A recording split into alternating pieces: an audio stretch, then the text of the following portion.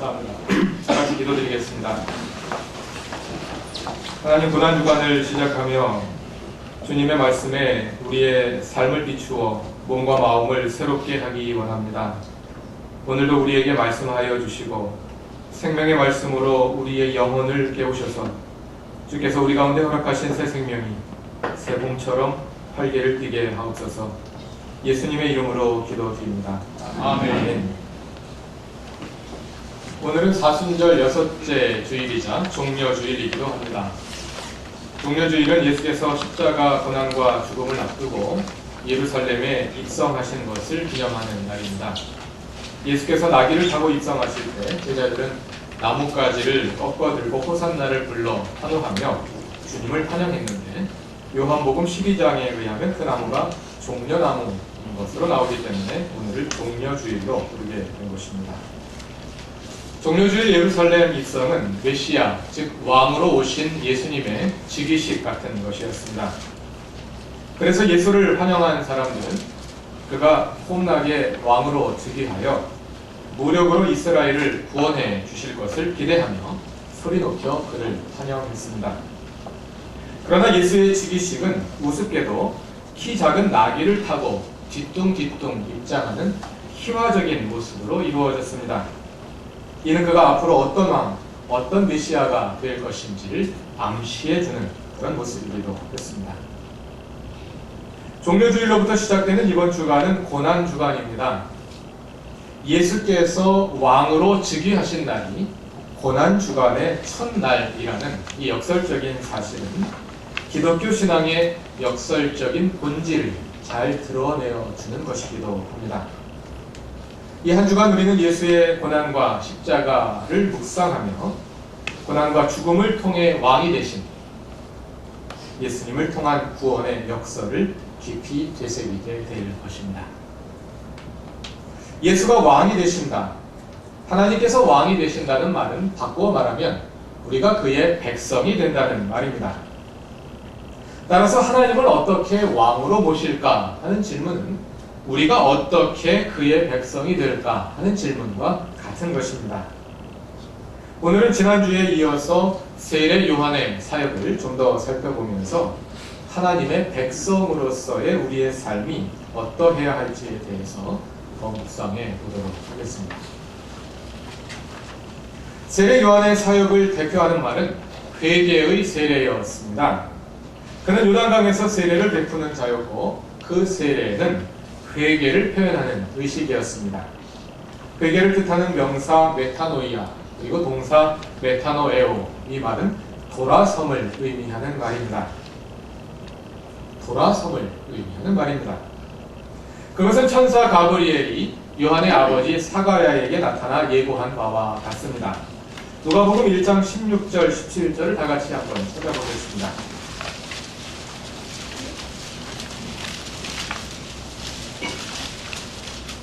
가브리엘이 요한의 탄생에 관해 예고하는 가운데 요한에 관해 다음과 같이 말합니다.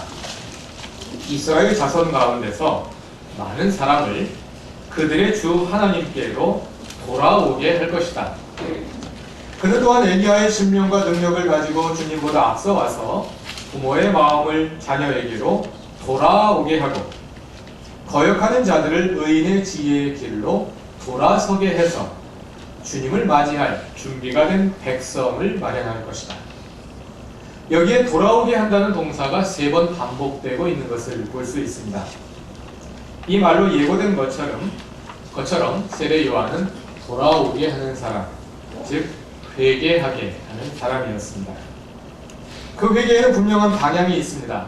그것은 하나님께, 즉 부모 되신 하나님께 돌아가는 것이고 거역의 길로부터 의인의 지혜의 길로 돌아서는 것이고 그 돌아섬을 통해 하나님의 백성으로 준비되는 것입니다.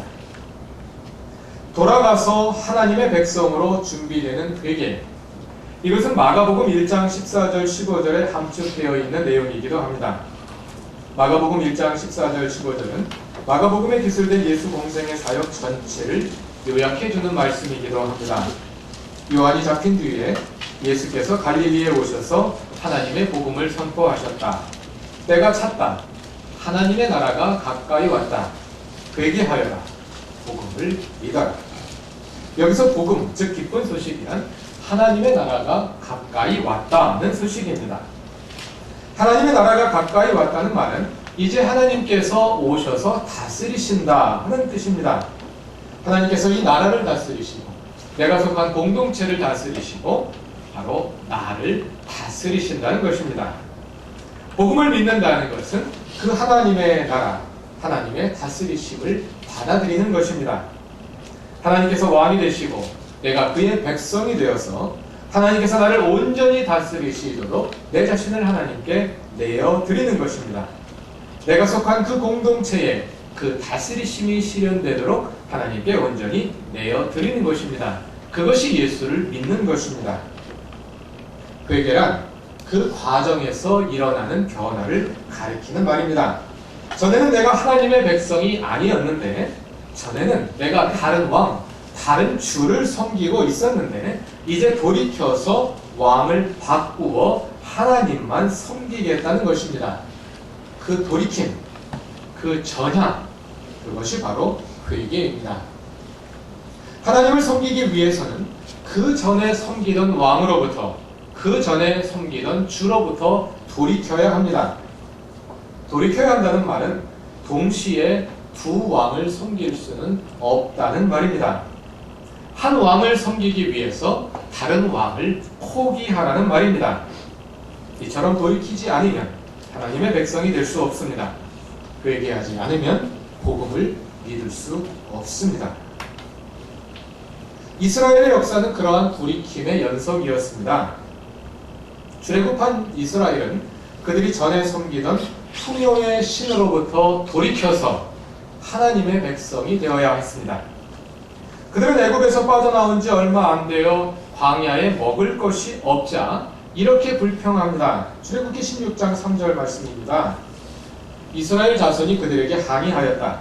차라리 우리가 이집트 땅 거기 고깃가마 곁에 앉아 배불리 음식을 먹던 그때에 누가 우리를 주님의 손에 넘겨주어서 죽게 했더라면 더 좋을 뻔하였다. 그런데 당신들은 지금 우리를 이 광야로 끌고 나와서 이 모든 회중을 다 굶어주게 하고 있다 하고 불평하였던 것입니다.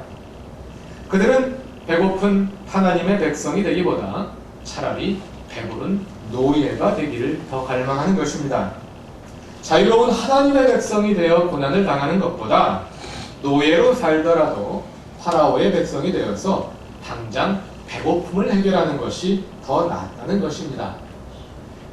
그러한 상태로는 하나님의 백성이 될 수 없습니다. 하나님께로 완전히 돌이키지 않으면 안 됩니다. 그래서 이스라엘은 40년을 광야에서 떠돌면서 하나님의 백성이 되는 훈련을 하지 않으면 안 되었던 것입니다. 그렇게 험난한 과정을 거쳐 하나님의 백성이 된 이스라엘은 가나안에 정착한 후에도 다시 선택의 기로에 직면합니다. 가나안 땅의 신, 풍요의 신 바알의 강력한 유혹 앞에 속수무책으로 흔들리게 된 것입니다. 그 당시 사람들은 모든 신들에게 지역구와 주특기가 있다고 믿었습니다. 이집트에는 이집트의 신이 있고, 가나안에는 가나안의 신이 있고, 바벨론에는 바벨론의 신이 있다고 믿은 것입니다. 세상 사람들이 하는 말로 각 신들은 자기의 나와바리를 가지고 있다고 믿는 것입니다. 열왕기하 5장에 보면 시리아의 군사령관 나아만 장군이 나병에 걸려 고침을 받기 위해 이스라엘의 예언자 엘리사를 찾아 나오는 이야기가 나옵니다. 나아만은 엘리사가 시키는 대로 요단강에 7번 몸을 씻고 병이 나은 후 돌아가면서 무엇을 가져갔습니까? 나아만이 고국으로 돌아가면서 나귀 2마리에 실을 만큼 흙을 퍼갑니다. 왜 흙을 퍼갔을까요? 신은 땅에 매여 있다고 믿었기 때문에 흙을 퍼가는 것은 그 지역의 신, 이스라엘의 하나님을 자기 나라로 모셔가는 것을 의미하는 것입니다. 이처럼 신들은 지역구가 있어서 그 지역에 매여 있다고 생각했던 것이 그 시대 사람들의 사고방식입니다. 또 신들은 저마다 주특기가 있습니다. 그래서 그 지역의 경제활동을 도와준다고 믿었습니다. 예를 들어서 이스라엘의 야훼 하나님은 광야의 신이고 지역구가 광야이고 주특기는 유목업입니다. 반면에 가나안 땅의 신은 바알이고 바알의 주특기는 농업입니다. 따라서 이스라엘은 이제 광야 생활을 마치고 가나안 땅에 정착해서 바알 신의 나와바리에 정착해서 바알 신의 주특기인 농업을 시작했기 때문에 당연히 가나안 땅에서 농사짓고 살려면 바알 신을 섬겨야 하지 않느냐. 그게 그 시대 사람들의 상식이었던 것입니다. 그러므로 속수무책으로 바알 종교의 유혹 앞에 넘어갈 수밖에 없었던 것입니다. 열왕기상 18장에 보면 이스라엘의 3년간 가뭄으로 흉년이 든 후에 예언자 엘리야가 갈멜산 위에서 바알과 아세라의 예언자 850명과 대결하는 내용이 나옵니다. 그 대결의 주제가 무엇이었습니까? 누가 비를 내려주느냐 이것이지 않았습니까? 그 당시 사람들은 비를 내리는 신이 바알 신이라고 믿었습니다. 그것이 바알의 주특기이기 때문입니다. 그러나 이 대결에서 엘리야는 비를 내리는 신, 농사를 주관하는 신은 바알이 아니라 하나님이다 하는 것을 이 사건을 통해서 보여주고 있는 것입니다. 예나 지금이나 하나님을 믿는 신앙을 위협하는 가장 강력한 신은 풍요의 신입니다. 십계명의 제1계명에 너희는 나 외에 다른 신을 섬기지 말라고 합니다. 그 다른 신이 무엇이겠습니까? 그 다른 신이 부처님이나 공자님이나 조로아스터라면 우리에게 아무 문제가 되지 않습니다. 여기 혹시 주일날 예배드리고 다른 날 절에 나가서 보험을 양쪽에 드는 예배드리는 분이 있습니다. 그런 신이라면 우리에게 전혀 위협이 되지 않습니다. 진짜 우리를 위협하는 신은, 우리의 신앙을 위협하는 신은 풍요의 신입니다. 그래서 누가복음 16장 13절에서 예수님은 이렇게 선언하십니다. 한 종이 두 주인을 섬기지 못한다. 그가 한쪽을 미워하고 다른 쪽을 사랑하거나 한쪽을 떠받들고 다른 쪽을 업신여길 것이니 너희는 하나님과 재물을 함께 섬길 수 없다. 이렇게 말씀하시는 것입니다. 여기서 재물로 번역된 단어는 맘몬입니다. 맘몬은 원래 히브리어 단어인데 그것을 그냥 헬라어로 음력해서 성경에 적어 놓았습니다. 맘몬은 단지 소유의 대상으로서의 재물이 아니라 욕망을 통하여 인간을 지배하는 신적인 존재로서의 재물입니다. 풍요의 신입니다. 우리의 실제 경험 속에서도 돈은 신적 존재입니다. 돈이 못하는 일이 없지 않습니다. 그래서 더더욱 돈은 하나님을 믿는 신앙을 뒤흔드는 가장 위협적인 신입니다. 돌이켜 오직 하나님을 왕으로 우리의 주로 섬겨야 합니다. 그것이 회개입니다. 오늘의 본문인 누가복음 3장으로 돌아가 보겠습니다. 3절을 보면 요한의 사역을 한마디로 요약하여 죄사함을 받게 하는 회개의 세례를 선포하였다고 말합니다. 즉 요한이 베푼 세례는 회개의 세례, 회개를 공적으로 표현하는 의식입니다. 세례는 평생에 한 번 받는 겁니다. 따라서 여기에서 말하는 회개도 우리가 반복해서 죄를 고백하는 그런 회개를 말하는 것이 아니라 우리가 하나님을 믿기로 결단하고 주께로 돌아오는 그 회개, 즉 회심을 말하는 것입니다. 이 설교에서 요한은 그 회개, 그 회심을, 즉 내가 하나님 믿는 사람이 되었음을 삶의 열매로 입증하라고 촉구하고 있는 것입니다. 신약성서 시대 유대인들은 아브라함의 자손이라는 선민의식에 안주하여서 그들의 혈통이 그들을 모든 위험으로부터 건져줄 것이라는 신앙의 무사안일주의에 빠져 있었습니다. 그러나 그러한 유대인들을 향해 7절에서 요한은 독서의 자식들이라며 독서를 퍼붓습니다. 너희는 아브라함의 자손이 아니라 독사의 자손들이라는 것입니다. 나아가서 요한은 8절에서는 이렇게 경고합니다. 너희는 속으로 아브라함이 우리의 조상이다 하고 말하지 말아라. 하나님은 이 돌들로도 아브라함의 자손을 만드실 수 있다. 아브라함의 자손이 하나님의 백성이 된 것은 오직 하나님의 은혜로 말미암은 것이었습니다. 그들이 특별히 잘났거나 특별히 잘한 일이 있어서 하나님이 백성이 된 것이 아니라 하나님의 무조건적인 선택에 의해서 그냥 하나님의 백성이 된 것입니다. 그런 하나님은 유대인들이 아니라 길가에 떨어져 있는 돌멩이들 가지고도 하나님의 백성을 만드실 수 있습니다. 아브라함의 자손이 하나님의 백성이 된 것은 아브라함의 유전자에 무슨 특별한 성분이 있어서 그 후손을 하나님의 백성으로 되게 하는 것이 아니라는 것입니다. 그것은 오직 하나님의 전적인 은혜와 선택에 의한 것이었습니다. 그런 점에서 저들은 돌들보다 나을 것이 없다는 것입니다. 회개하여 하나님의 백성이 되었다면 그 백성됨이 회개의 열매로 나타나야 합니다. 그렇지 않다면 그들은 아브라함의 자손들이 아니라 독사의 자식들에 불과합니다. 요한은 이러한 지적을 통해서 그에게 세례를 받은 자들이 세례 그 자체에 무슨 마술적인 효력이 있는 양 착각하고 마치 보험을 들듯 세례 받는 것을 경고하고 있는 것입니다. 내가 세례 받아서 하나님의 백성이라는 보증을 획득했으니까 나는 이제 아무래도 괜찮다는 그릇된 생각을 교정하려는 것입니다. 세례라는 가시적인 종교 행위를 통해서 믿지 않는 사람들과 우리를 구별하는 것, 그것으로 천국 가는 보장을 삼지 말라는 것입니다. 속으로 우리는 아브라함이 우리의 조상이다 하고 말하지 말라. 다시 말하자면 속으로 나는 교회 다니니까 이렇게 말하지 말라는 것입니다. 그래서 누가복음 3장 3절은 요한이 회개의 세례를 베풀었다고 말하지 않고 회개의 세례를 선포했다고 말하는 것입니다.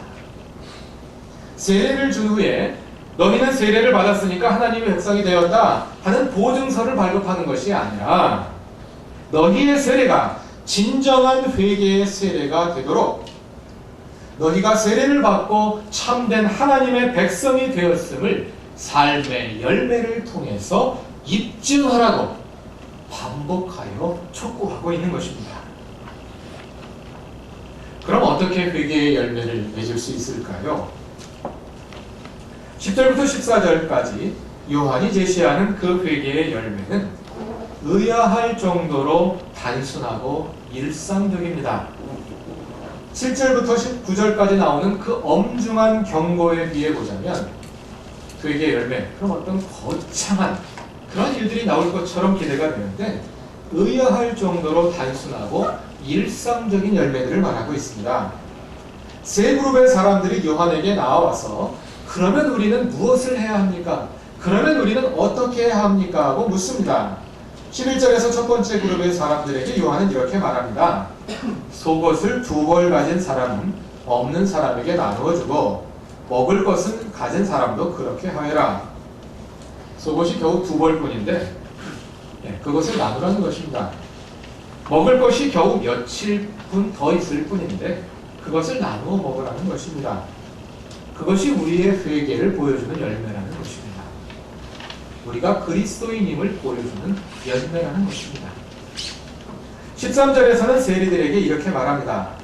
너희에게 정해준 것보다 더 받지 말아라.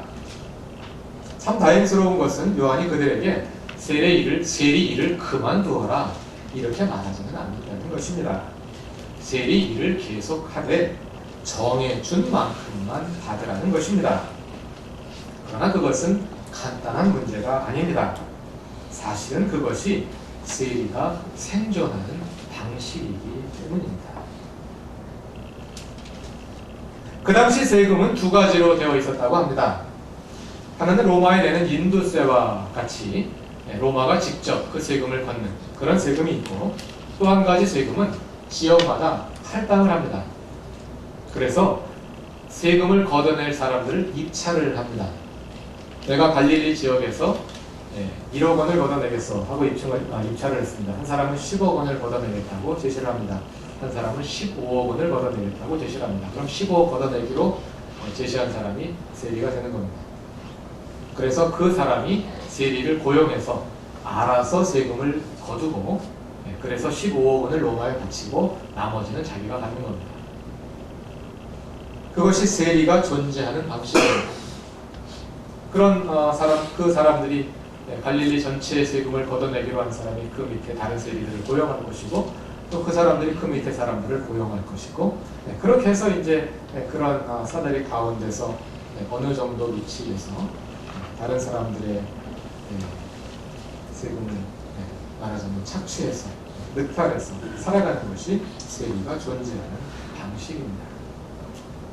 그런데 그 직업이 유지되는 그 방식을 근본적으로 묻고 있는 것입니다. 되묻고 있는 것입니다. 그것은 14절에 나오는 군인들에게 주는 권고에서도 마찬가지입니다. 아무에게도 협박하여 억지로 빼앗거나 거짓 보소를 하여 빼앗거나 속여서 빼앗지 말고 너희의 봉급으로 만족하게 여겨라. 군인들의 월급이 얼마나 되겠습니까? 그러니까 군인들이 살아가는 방식이라는 것이 그들이 가지고 있는 한 줌의 권력으로 빼앗아서 그 권력을 이용해서 살아가는 것이 그들이 살아가는 방식이었습니다. 그런데 다른 사람들은 다 그렇게 하지만 너희는 그렇게 하지 말라는 것입니다. 다른 사람들은 다 그렇게 하는데 나는 그렇게 하지 않는 것 참 힘든 일입니다. 그럼에도 불구하고 그러한 삶을 통해서 우리가 그리스도인이라는 것을 드러내 보여야 합니다. 이 세 그룹의 사람들에게 준 권면은 일상 속에서의 작은 실천을 통해 삶의 열매를 맺어가라는 것입니다. 그러나 그 일상의 실천은 세상의 상식을 거스르며 살아가는 것이기 때문에 세상을 근본적으로 뒤흔드는 혁명적인 실천이기도 합니다. 그것이 그리스도인들에게 요구되는 삶입니다. 세 요한이 말한 이 세 가지는 많은 사례들 가운데 일부일 뿐입니다. 우리는 동일한 적용을 우리의 삶의 모든 영역으로 그리고 우리의 직업의 영역으로 확장해 가야 할 것입니다. 학교에서 가르치는 사람들은 어떻게 해야 할까요? 직장 생활을 하는 사람들은 어떻게 해야 할까요? 사업을 하는 사람들은 어떻게 해야 할까요? 공무원들은 어떻게 해야 하고 공부하는 학생들은 어떻게 해야 하고 또 가정주부는 어떻게 해야 할까요? 홀로 사는 노인들은 또 어떻게 해야 할까요? 우리 교회는 이런 고민을 일찍부터 시작해서 그 고민의 결과를 검색창에 하나님을 치세요 라는 책으로 출판해 내기도 했습니다. 그것은 아주 작은 발걸음이지만 매우 중요한 한 걸음이었습니다. 그 책에서 시작된 작은 고민이 우리의 삶의 모든 영역으로 확대되고 또 의식주의 작은 여유를 통한 나눔의 실천과 일상적 직업 세계 속에 하나님의 다스림을 실현하는 그러한 작은 실천들을 통해서 우리도 이러한 회개의 열매를 맺을 수 있기를 바랍니다. 우리가 속으로만 입술로만 그리스도인이 되는 것이 아니라 우리의 삶의 열매를 통해 우리가 그리스도인임을 보일 수 있는 그러한 주님의 자녀들이 되시기를 바랍니다. 다 같이 기도드리겠습니다. 하나님, 참 그리스도인이 되기 원합니다. 입술로만 그리스도인이 아니라 우리의 삶을 통해 회개의 열매를 맺기 원합니다. 우리의 일상 속에서 복음이 구체화되고 우리가 살아가는 모습을 통해 하나님의 다스리심이 드러나게 되기를 원합니다. 그러한 한 걸음 한 걸음을 주께서 친히 이끄시고 새 힘을 주시고 친히 이루어 주옵소서. 예수님의 이름으로 기도드립니다. 아멘.